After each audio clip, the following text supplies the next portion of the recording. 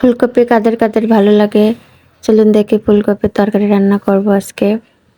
তো এই যে আমার ফুলকপিটা অনেক সুন্দর দেখতে, আর নতুন নতুন ফুলকপি তো খেতে অনেক দারুণ মজা লাগে।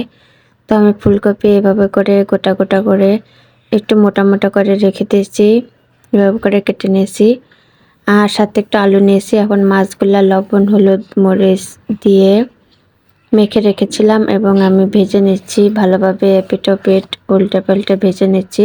সাথে কাঁচামরিচ ভেজে নিচ্ছি কিছু, এখানে ঝাল ঝাল করে রান্না করব।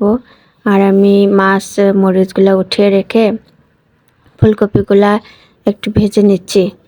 এইখানে আসলে মেন টেস্টটা ডিপেন্ড করে, এভাবে করে ভেজে নিলে ফুলকপিটা খেতে অনেক টেস্ট হয় এবং অনেক ভালো সিদ্ধ হয় এবং আস্তে আস্তে থেকে যাবে, এরকম একটু ভাঙবে না।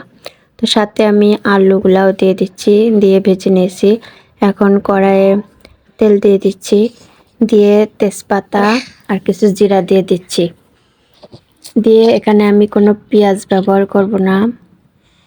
দিয়ে আমি ফুলকপিগুলো আবারও তেলের ভিতরে দিয়ে দিচ্ছি, দিয়ে একটু পানি দিয়ে দিচ্ছি, দিয়ে কিছু লবণ দিয়ে দিচ্ছি, লবণ হলুদ মরিচের গুঁড়া দিয়ে ভালোভাবে ভেজে কষিয়ে নিচ্ছি।